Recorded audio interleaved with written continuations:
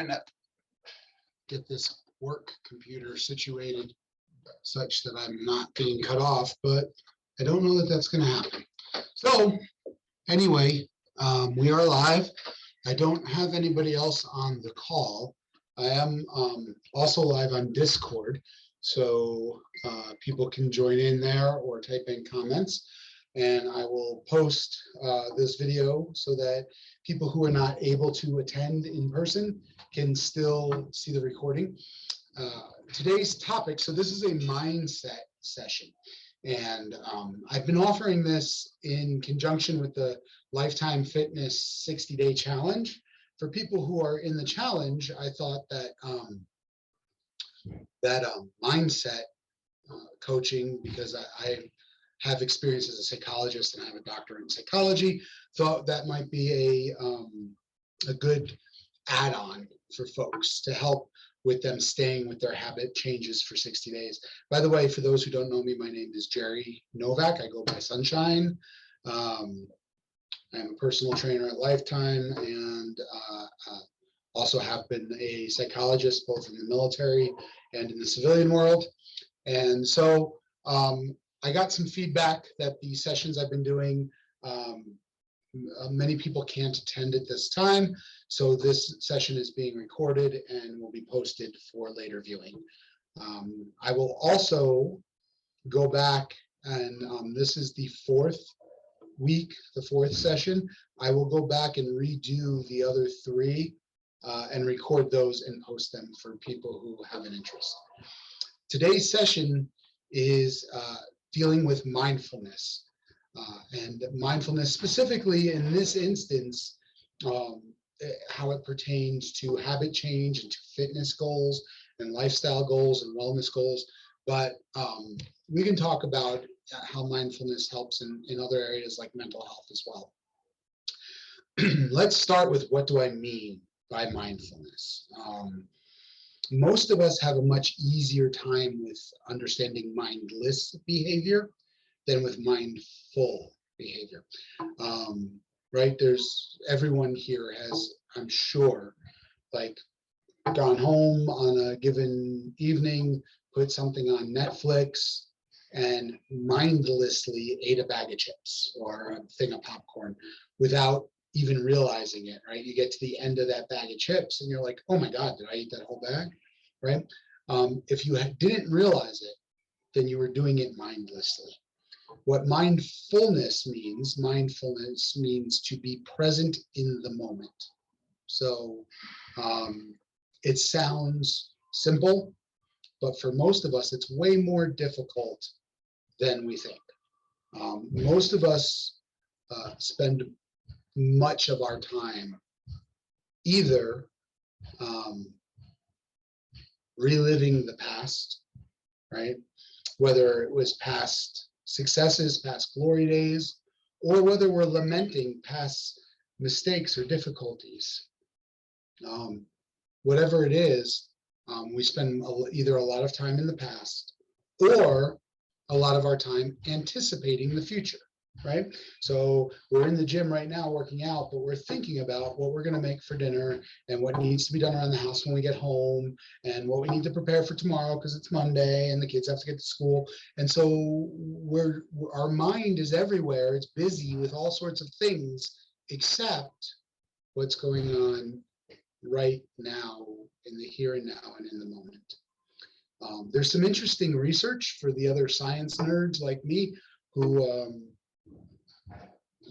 like data and like empirical peer-reviewed research. There are some interesting studies that support the importance of mindfulness. Perhaps my favorite study was one that was done on a sample of people who were scheduled to have a surgery done, and whatever this surgery was, it was sort of notoriously painful, difficult surgery with kind of a long, difficult recovery period. And so what the researchers did was they put together a battery of instruments to measure anxiety levels, depression levels, and overall life satisfaction. And they gave the participants these measures for something like 6 months prior to the procedure, before the surgery. Then they gave these same instruments to the same people after this, right after the surgery, but during the recovery period. And then they gave these same instruments a third time, but maybe like a year later. But asking about the surgery, so your recollection of it. And what they found was that scores on depression and anxiety measures were higher, and life satisfaction scores were lower, both before and after the procedure and the recovery. But actually, life satisfaction scores were higher, and the distress scores were lower during the recovery period. So what that tells us is that people's anticipation of a thing, looking forward to it, and their memory of a thing, looking back on it, are actually worse than the thing itself. So when people were going through the recovery period, they reported feeling better and doing okay as compared to when they were anticipating it and when they were recalling it. So being in the moment, very often, the things that we're living through, even when they're difficult, right? Even when it's a painful surgery or a difficult recovery or a financial difficulty or a relationship difficulty, very often the experience of the thing itself is not nearly as bad as our anticipation of it ahead of time or our recollection of it afterward.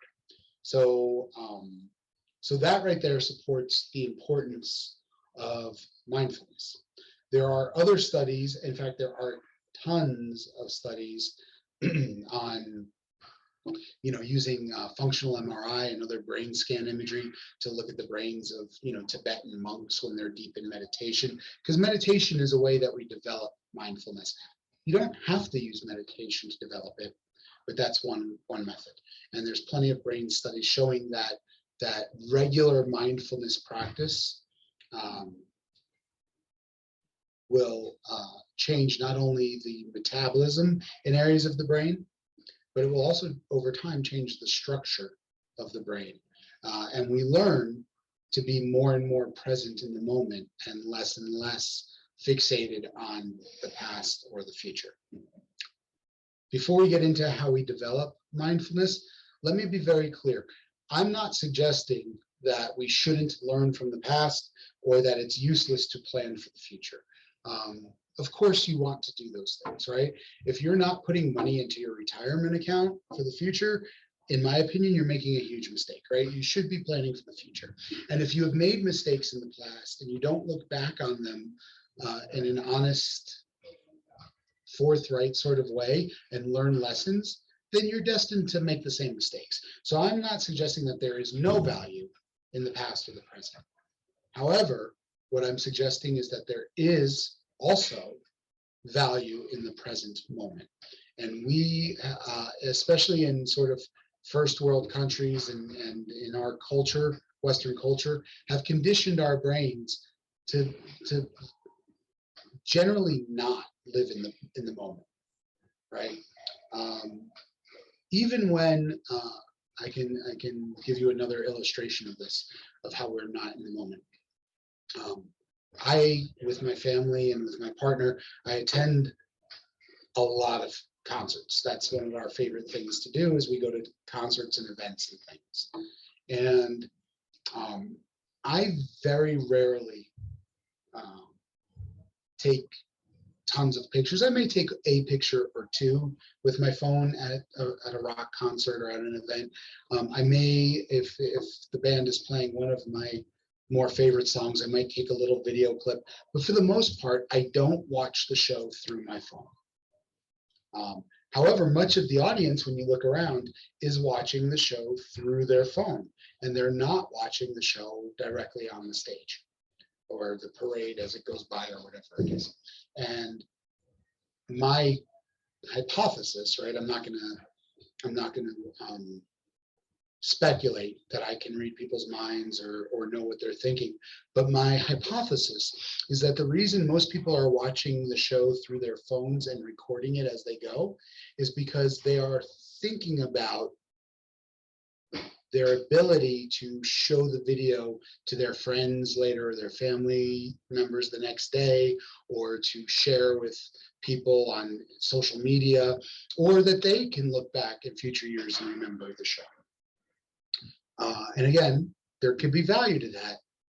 However, there is also value, as demonstrated by research, in not worrying about being able to share the show with people later, or being able to prove that you were there, or being able to put it on social media. There's value with just enjoying it in the moment, in the present. Being present, taking it all in, taking in things your camera won't pick up, like the smells around you, like the air temperature, right? Like if you go to rock shows that have pyrotechnics, if you've ever been to a show like that, even if you're way in the back of the arena, when the pyrotechnics go off, everything gets warmer. That's a sensory experience of being at the concert that you don't get from watching the video. So, so there's value to being in the moment. And one of the difficult things that challenges us as it pertains to, let's talk about the Lifetime, the 60-day challenge as an example. So the idea, for those of you who are not members at Lifetime Fitness or are not participating in the 60-day challenge, the idea is that Lifetime sponsors this event for 60 days, which is really focused on habit formation, right? Most people cannot achieve their fitness goals in 60 days. Most people are not going to build a ton of muscle or burn a ton of fat or get significantly stronger or faster or anything like that in 60 days. What they will do, with research supports the idea that in 60 days, a new behavior can become habitual. So if the new behavior, let's say you're inconsistent in the gym, and the idea is to get to the gym, start getting to the gym 3 times a week. If you stay with that, right, after 60 days, after 8 weeks, getting to the gym 3 times a week will feel much more habitual, and it will be a lot easier to stay with that habit. If your goal is to adjust your diet in some way, eat a higher protein diet or cut out junk food or processed foods or whatever. If you start doing that in the beginning, it's very effortful, but after about 60 days, it becomes a habit. So that's why we're hosting this challenge. Well, here's the issue. And here's the reason why I decided to make one of these sessions focused on mindset. It's because people join a gym or start a fitness program or start a particular diet because they're anticipating in the future a particular outcome. They're anticipating hitting a goal body weight, or they're anticipating being able to hit a certain aesthetic goal and look a certain way, or to be able to wear a certain pant size or dress size, whatever it is, right? And maybe they're frustrated by their past attempts at doing so. But if they don't learn to be in the moment, what ends up happening is they end up undermining their progress unconsciously, subconsciously. You see this all the time. You hear this all the time with people who are wanting to quit smoking, right? And if we talk to people who have decided that they want to quit smoking, but mindfulness is difficult, they'll talk about how, for example, after a meal, they're outside on their porch with a lit cigarette, and they don't even remember doing it, right? They don't remember pulling the cigarette out of the pack or lighting it because they did it mindlessly. While they were pulling the cigarette out, which was their habit, which was their practice after a meal, they were thinking, their mind was elsewhere, it was on something else.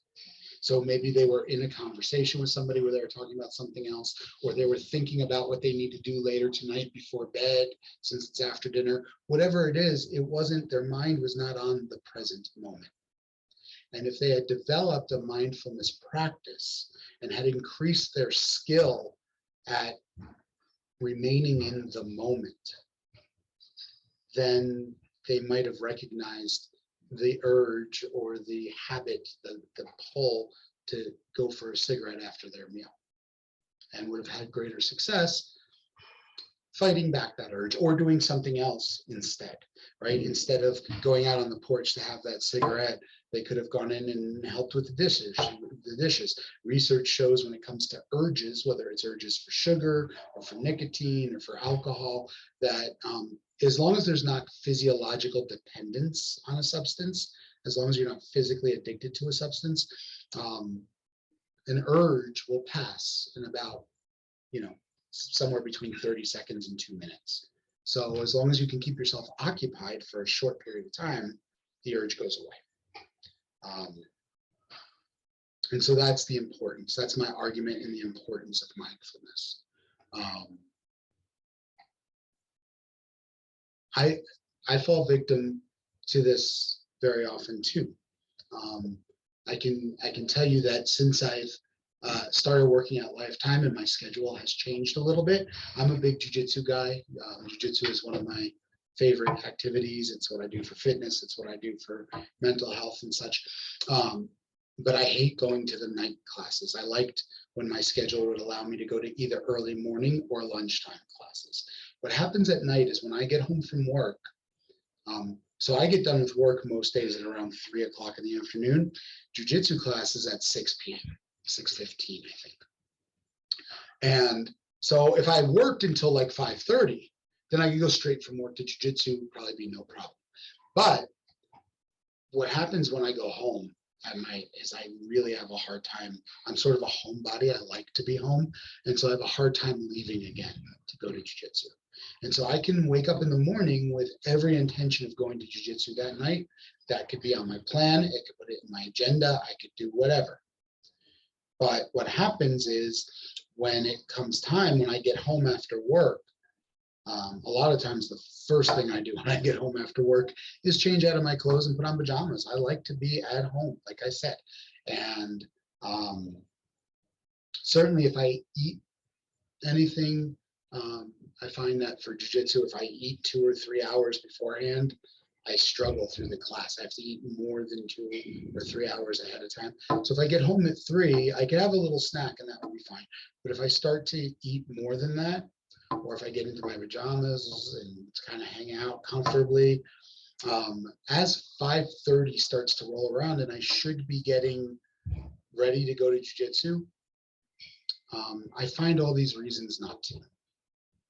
Maybe I'm already engaged in something. I'm helping one of my kids with their homework, or I'm working on a project or doing something. And I can very easily be like, I'll go to jiu-jitsu tomorrow. I want to work on this project. And if I'm not mindful, right? If I am mindful, let's start there. If I am mindful, I'll recognize, boy, I do this a lot, right? What I'm doing right now in the moment. I make excuses and I find reasons not to leave the house again. And I end up not training as much as I want to. And what happens at the end of the week, when I've only been to jiu-jitsu once or twice instead of maybe 4 times, I feel bad about myself. And I feel guilty. And I look back and I'm disappointed. Whereas if I've been there, 3 or 4 times or 5 times, I feel pretty good about myself. I'm usually a little, don't feel as good physically sometimes, but emotionally, I feel better about myself. And if I'm not mindful, then I let the days go by and I keep myself busy and I end up not going. And so I have to recognize in the moment that this is a pattern that I've established.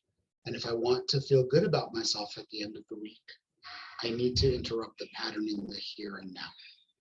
Right? If your pattern is to sit down in front of a football game on Sunday with a bag of chips, and before you know it, the bag is empty, you need to be mindful in the moment in order to interrupt the pattern. Am I saying you shouldn't eat you shouldn't have any chips watching football? No, of course not. I'm not saying that at all, right? What I am saying is that we need to interrupt the pattern somehow. Hi, Brenda. How are you? So just to give you a heads up, Brenda, I have been asked to record these sessions so that other people can log in. So we're recording at the moment. Is that okay? Yes. All right. Oh, good. So what I've been talking about so far today, just to catch you up, is mindfulness and why it's important. And so I had a bit of a discussion about what mindfulness is, about being aware of ourselves in the present moment. And I talked a little bit about how much time we spend, especially in Western culture, either sort of recollecting the past or anticipating the future. But we spend very little time focusing on the here and now, right? So very often, people come into the gym, and then while they're working out, they're thinking about what they need to do at the grocery store later, and what they're making for dinner, and right, and what they need to do when they get home, and they're not really in the moment. And I shared some research that supports the importance of mindfulness, of the ability to be in the moment, and was talking about how struggles with mindfulness, people who have not developed that skill, can undermine their own goals and their own habits, right? So if you have, for example, a goal to change your eating habits, or to be on a better diet, or to lose some weight or something like that, and your habit is to go home on Sunday afternoon and watch football, and you open a bag of chips, and then the next thing you know, the bag is empty, but you don't even remember eating the chips, right? You've mindlessly eaten a bag of chips. You're going to undermine the goals you want to achieve. Mm-hmm. And learning to be more mindful is going to help in such a way. And what I was just saying when you logged in is, I'm not suggesting that people shouldn't enjoy some chips or some sweets. And as somebody who works with me regularly, you can attest to the fact that I don't tell people anything is off limits, right? It's about being aware and mindful of what's a treat versus what's our, what's the 80% of what we do and what's the 20%, And so if you like to watch football and eat some chips, then a mindful person will recognize that the habit is opening the bag, and then by the end of the football game, the bag is empty. So somebody who is dedicated to their goals will recognize, oh, I'm opening the bag in the moment right now. This often leads to an empty bag. Let me pour some chips into a bowl and put the rest of the bag away. So that way, when the bowl is empty, I've done a little less damage to my goals, right? Does that make sense? Okay. Is this sound like something that is either something you were particularly good at, or something you struggle with, or? Oh, yesterday I had popcorn, and I had a bowl of popcorn at the theater. Yeah. And by the time the movie was over, the popcorn was gone. Okay. So now, not thinking about it at all. Right. And what I would say is, right, the fact that the bowl of popcorn that was gone is not necessarily the issue, right? The issue is, to what extent did you enjoy the popcorn, right? Did you notice its texture? Did you notice its aroma? Did you notice its flavor? If not, right, then basically you consumed a whole bunch of calories that are without much nutrition behind them, and didn't even really enjoy it. I started off enjoying it, but then I got into the movie. Right. So starting off, you had some mindfulness around it, you enjoyed it, right? But by the end, it was just habitually, sort of mindlessly continuing the pattern of eating without paying attention to it, right? Exactly. And so, part of mindfulness is we want to be mindful of our choices, so that we are eating in ways that support our goals. But when we make a choice to enjoy a treat, mindfulness is going to make sure we get maximum enjoyment from that treat, as opposed to mindlessly consuming foods that are going to undermine our goals, for example, and not even enjoying them to the fullest extent. Mm-hmm. The example I used for myself actually had to do with going to jiu-jitsu, because I'm sort of a homebody. And now that I started working here, I can no longer get to the early morning or lunchtime jujitsu classes. So I have to go in the evening, and that means I get out of work, I go home, and then I have to leave again to go to jujitsu. And if I'm not paying attention, if I'm not mindful, then each day, as it gets time for me to get ready to go, I can be engaged in other things or other projects, and I find reasons not to go. Oh, I'll go tomorrow, right? I'm busy right now. I'm doing something. And if I'm not mindful, if I am mindful, I will recognize like, oh, this is my pattern, right? I do this every day. And if I really want to get there, I have to interrupt the pattern. Otherwise, what happens is I engage in the pattern mindlessly, say, oh, I'll go tomorrow. I'm busy right now. And then later, as I'm going to bed or whatever, it occurs to me like, probably should have gone. I would have felt better if I had, you know. You have any other thoughts, feelings you want to contribute about that? I think when I'm mindful, just even coming on the broadcast here, being mindful, I plan. That's the number one thing is that I plan. Right. And so even with the popcorn, I could have planned to have a certain amount or only eat until the movie started.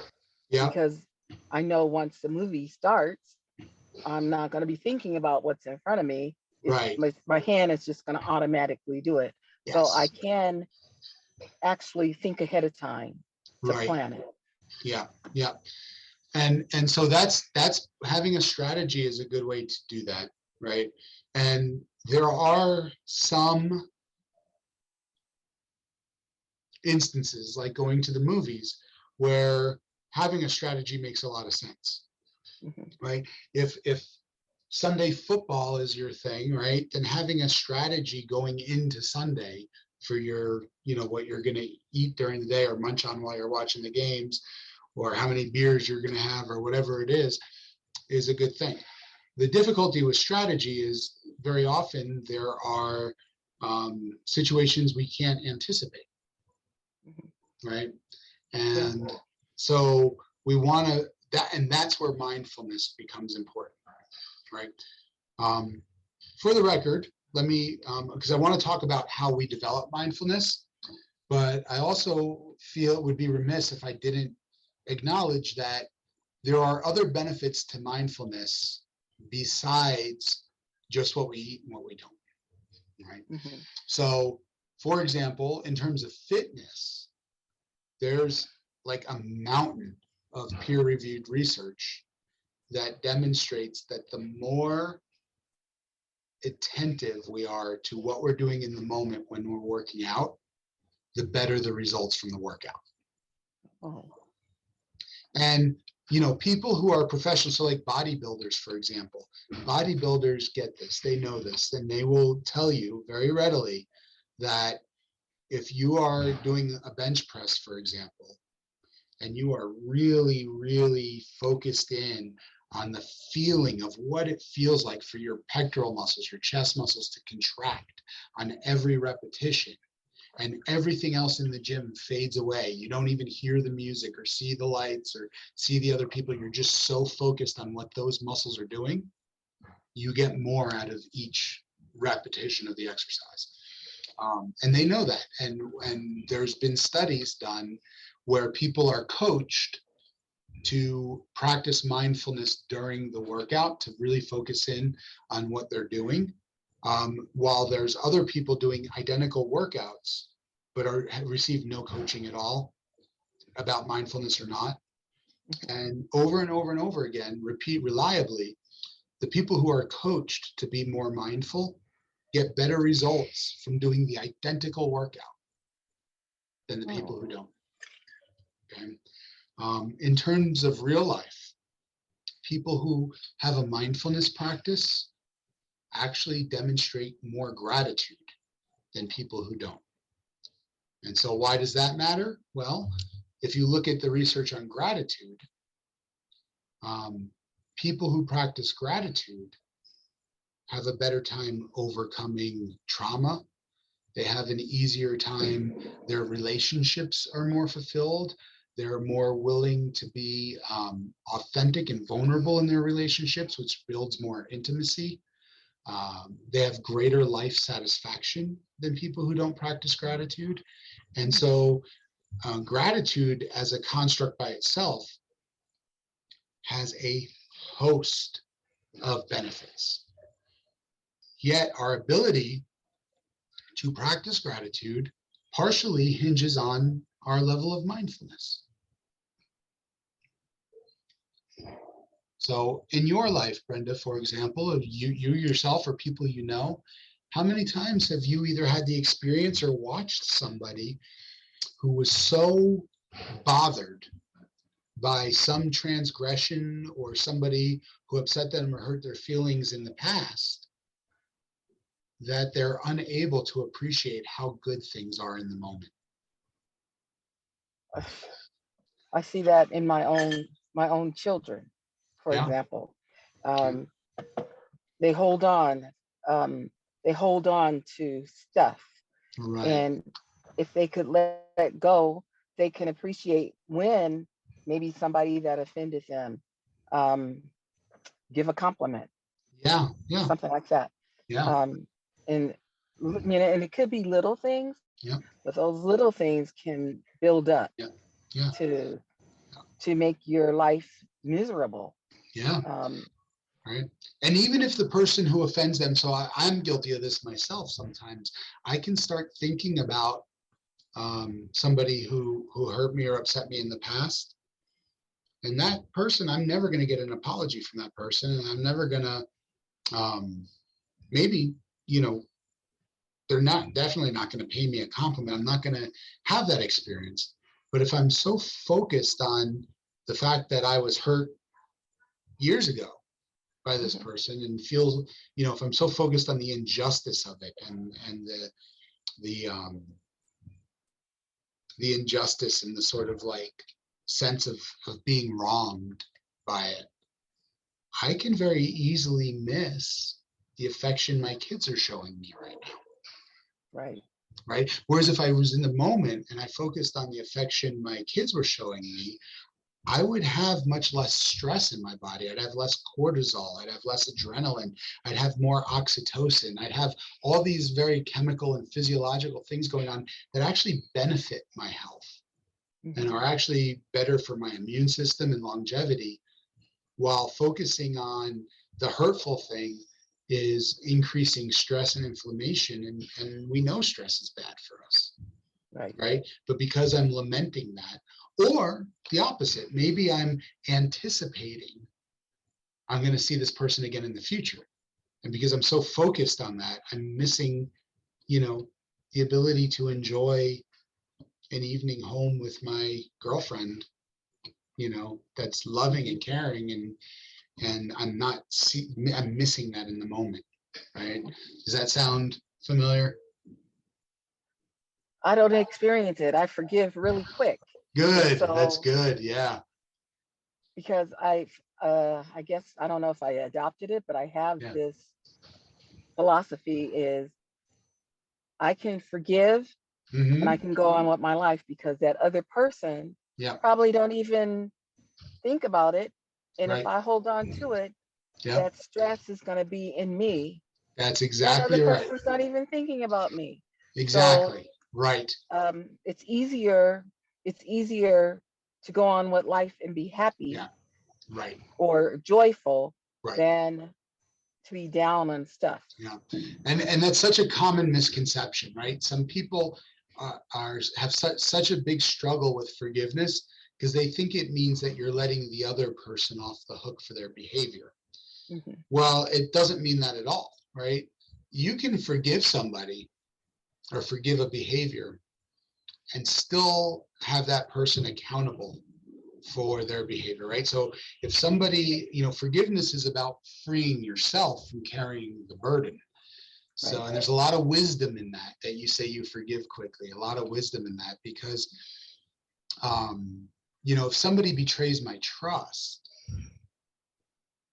my forgiving them doesn't mean I need to trust them. It means that I stop carrying around all of the anger and disappointment from the betrayal. Doesn't mean I'm going to trust them again. It just means I'm not going to stew in it while we continue on, right? Two of my all-time favorite quotes. There's one that says that forgiveness is like letting somebody out of prison, and then recognizing that the prisoner was you. Ooh. Wow. Yeah, I like that one. The other one I like is it talks about holding a grudge or holding on to anger. You know, you said yourself, that other person's not thinking about me. They're not worried about me. There's a quote that I think it's a Buddhist saying that says holding on to anger or holding on to resentment is like drinking poison and wishing the other person would die. That's dumb, isn't it? Right. But it just affects us, right? Yeah. Yep. Yeah.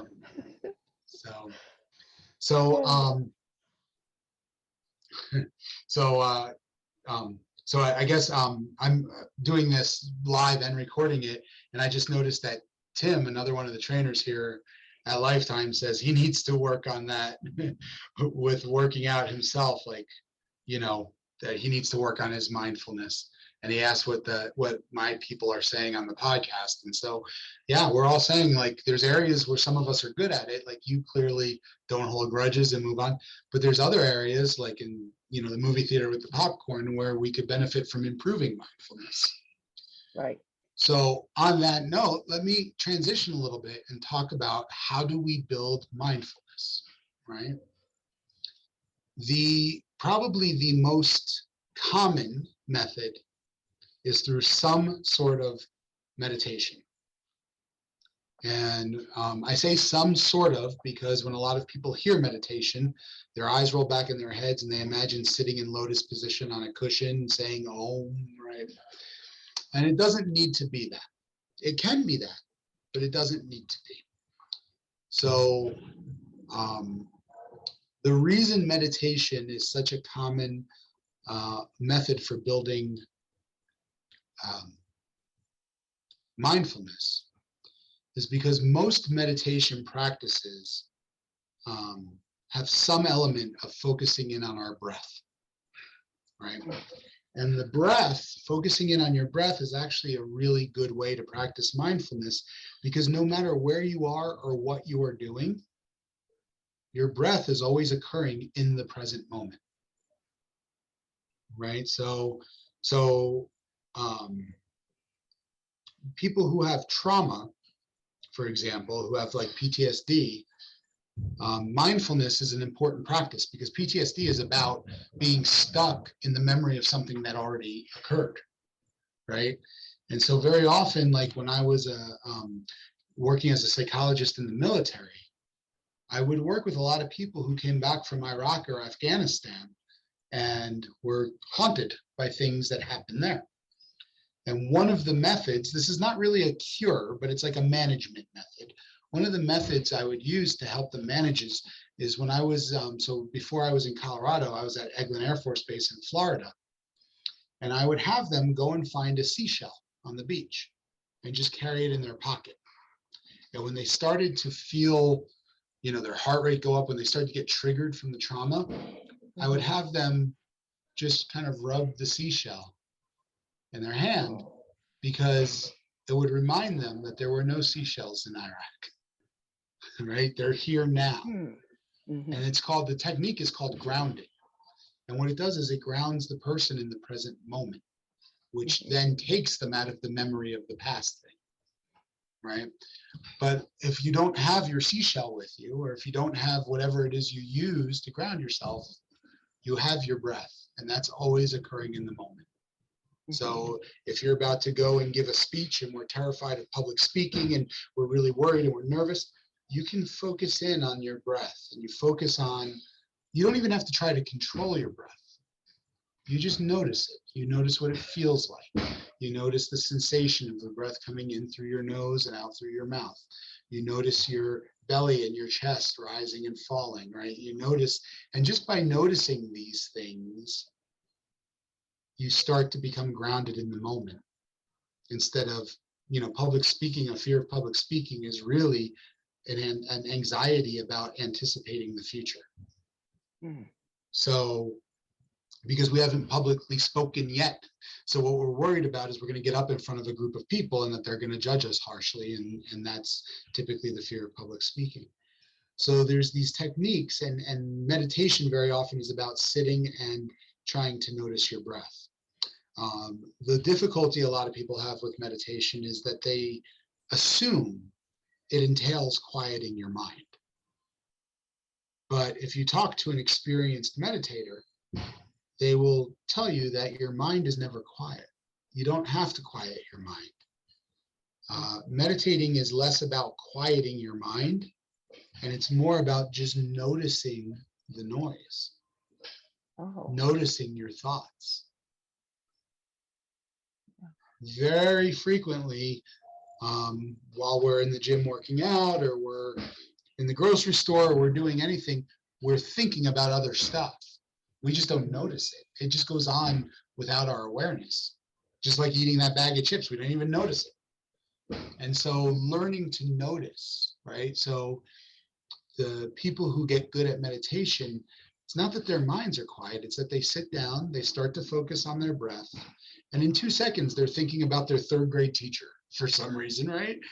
And then they notice it. They say, I'm thinking about something that's in the past. Let me refocus on my breath again and get into the present. And I get into the present, and then all of a sudden I'm thinking about what I'm going to make for dinner. And the second I notice that, I say to myself, okay, I'm thinking about something in the future. Let me connect with my breath again and get into the present. And then almost immediately I'm thinking about, this event I went to over the weekend. And it's like, I'm thinking about the past again. And so meditation is this iterative process of over and over again noticing that we have traveled into the past or the future and centering ourselves into the moment. Tim again chimes in and says he's not being funny, but he seriously thinks that everyone meditates in the shower. It's the only place other than bed that there's low stimulation. And that's why people have good ideas in the shower or in the bathroom on the toilet. I actually suspect that there's something to that. I actually suspect that Tim is onto something. I think that's probably right. The trick, though, is in the shower, again, if you are thinking about a problem at work or you're thinking about, then you're not in the moment. Meditation in the shower would entail being super focused on what does the water feel like, right? What does the steam feel like? What is the soap smell like or the shampoo smell like? And it's all the sensations, all 5 senses, and what they're encountering in the moment. And very often, that sort of practice, as to Tim's point, does all of a sudden spark an idea about a problem we were working on right out of nowhere. That's why very often when you're stuck on a problem, the best advice is to leave it and then come back to it with fresh eyes. Is that mindfulness, that being in the moment, helps us reorient ourselves. I started off talking about jujitsu. I think of jujitsu as meditation, right? And there's lots of forms of what they call moving meditation. Doesn't have to be Tai Chi. It can be, but it doesn't have to. For me, jujitsu is moving meditation because if I have somebody my size, some big 200-pound gorilla on my back trying to choke me unconscious with my own clothing, I'm not worried about my bills. I'm not thinking about work. I'm not nervous about next week. I'm in the moment, worried about what's going on in the moment. And that's one of the reasons I love jujitsu so much is because every class I leave feeling very grounded and centered. And while it sounds silly for that to come from combat, right, from something aggressive, I do believe that the dynamic of sort of fighting for your life, if you will, on the mats makes you very focused in the present, right? If you are worried about test you failed at school or something, or an argument you had with your spouse while you're training, you are going to lose in jiu-jitsu. You are going to get, submitted by somebody. And so and that's with most martial arts, right? If you're boxing and you're boxing somebody and you're worried about this argument you have with your spouse, you are going to get punched in the mouth. So you need to be very hyper present in the moment. And I'm a big believer that that's what draws a lot of people to martial arts in the first place. Well, maybe self-defense draws them, but that's what keeps them, right? That benefit. So really, you can practice mindfulness through anything that keeps you in the present. So I mentioned earlier that the breath is always in the moment, and so you can always focus in on your breath. I have a friend who is a somewhat notable jiu-jitsu practitioner up in Denver. Used to be a professional fighter. His name is Elliot Marshall, and he has a podcast. And one of the things he talks about in his podcast is he practices mindfulness every time he gets up or sits down in his chair. So if he's about to get up to go use the restroom or grab a sip of water, he gets very intentional about noticing the exact moment that his rear end and legs leave the chair, right? Wow. And when he comes back, instead of flopping down into his chair, he gets very intentional about noticing the exact moment that his thighs and rear end touch the very beginning of the fabric of the chair, that exact moment. And he says that intense focus for just a second or two, a couple of times a day, keeps him much more grounded than a lot of other things. So there are lots of ways that we can build this practice. The key, and what the research suggests is the key, isn't that one practice is necessarily superior than others. I know people, I used to be married to one of them, who practice mindfulness through cleaning, right? Through vacuuming the house or whatever. They just get so focused on what they're doing that for a few minutes they stop worrying about everything else. And so no one practice is any better than any other practice. For many people, prayer is a method for being present in the moment, right? When we, if we get very anxious or very depressed, for people who practice a faith of some sort, if they start to pray, they get so focused on the praying that they're in the moment and not thinking about the future or the past. Does that make some sense to you? Yeah. So the takeaway for the people, certainly for the people in the 60-day challenge, is why I'm doing this talk, but for anybody else who might see this, the takeaway is that having some practice for a few minutes each day, doesn't have to be very long. It can be 5 or 10 minutes in the beginning of the day and 5 or 10 minutes at the end of the day. But some practice that has you developing this skill set to be focused in the here and now improves our health and well-being immensely. It makes us better able to monitor our habits. It makes us more aware of what we eat or how we exercise, or it makes us more better partners and better parents, and better because we're more present in our relationships, right? People who practice mindfulness are better at listening instead of just trying to respond, right? Because responding is in the future. Listening is in the present. The other thing is that people who practice mindfulness, as I said before, naturally do better with gratitude. And they also have less depression and less anxiety.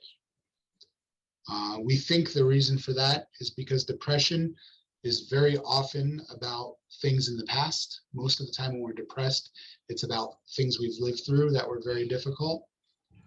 And most anxiety is about the future. When we get anxious, we're usually anticipating or nervous about something that hasn't happened yet. Mhm. And so if you can learn to be present focused, then you're not worried about things that haven't happened yet, and you're not lamenting things that have.